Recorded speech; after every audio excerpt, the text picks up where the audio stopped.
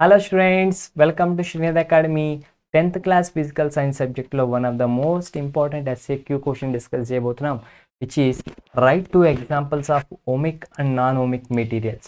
So ohmic materials సంబంధించిన examples రాయమంటున్నారు and non ohmic materials సంబంధించిన ఎగ్జాంపుల్ రాయమంటున్నారు. సో దీని కాన్సెప్ట్ తెలియాలంటే ఛానల్ని సబ్స్క్రైబ్ చేసుకుని బెల్ ఐకాన్ని ప్రెస్ చేస్తే మనం ముందుకు వెళ్ళిపోదాం స్టూడెంట్స్. ఎలక్ట్రిక్ కరెంట్ అనే 9th చాప్టర్లో ఉన్న one of the important question అనమాట. సో ఈ ఛానల్లో మీకు 6th నుంచి 12th వరకు అన్ని సబ్జెక్ట్స్కి సంబంధించిన కంటెంట్ అంతా కూడా 100% ఫ్రీగా అవైలబుల్గా ఉండిపోతుంది స్టూడెంట్స్. అందుకే ఈ ఛానల్ని సబ్స్క్రైబ్ చేసుకుని బెల్ ఐకాన్ ప్రెస్ చేయండి అండ్ వీడియోస్ లైక్ చేసి షేర్ చేయండి, మమ్మల్ని సపోర్ట్ చేయండి. ఈ కంటెంట్ అంతా ఫ్రీగా నేర్చుకోండి. And write two examples of ohmic and non ohmic materials. So ohmic మెటీరియల్స్కి ఎగ్జాంపుల్స్ రాయండి అండ్ నాన్ ఓమిక్ మెటీరియల్స్ కూడా ఎగ్జాంపుల్స్ మీరు రాయండి స్టూడెంట్స్.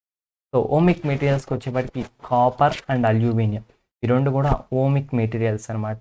అంటే ఓమ్స్లు అనేవి సాటిస్ఫై చేస్తాయి. వాటికి అక్రాస్ వాటి చుట్టూ మనం పొటెన్షియల్ డిఫరెన్స్ అప్లై చేస్తే వాటిలో వెళ్ళే కరెంట్గా అవి డైరెక్ట్లీ ప్రపోర్షనల్గా ఉంటాయి. సో ఇవేంటి నాన్ ఓమిక్ మెటీరియల్స్ అనమాట.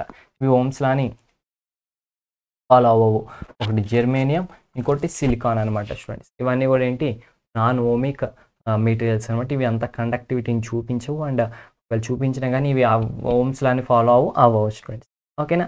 So that's it. Ohm's law ఏంటి మనకు తెలుసు కదా, V = IR is the Ohm's law. V అంటే పొటెన్షియల్ డిఫరెన్స్, I అంటే కరెంట్, R అంటే రెసిస్టెన్స్ అనమాట. V directly proportional to I. And next important question కోసం డిస్క్రిప్షన్లో లింక్ ఉంటుంది, వెళ్ళి చూసేయండి స్టూడెంట్స్. ఓకేనా? దట్స్ ఇట్ అనమాట. So thank you friends, thanks for the watching. Don't forget to subscribe the channel, like the video, share the videos, comment below if you have any doubts. Okay students, bye bye.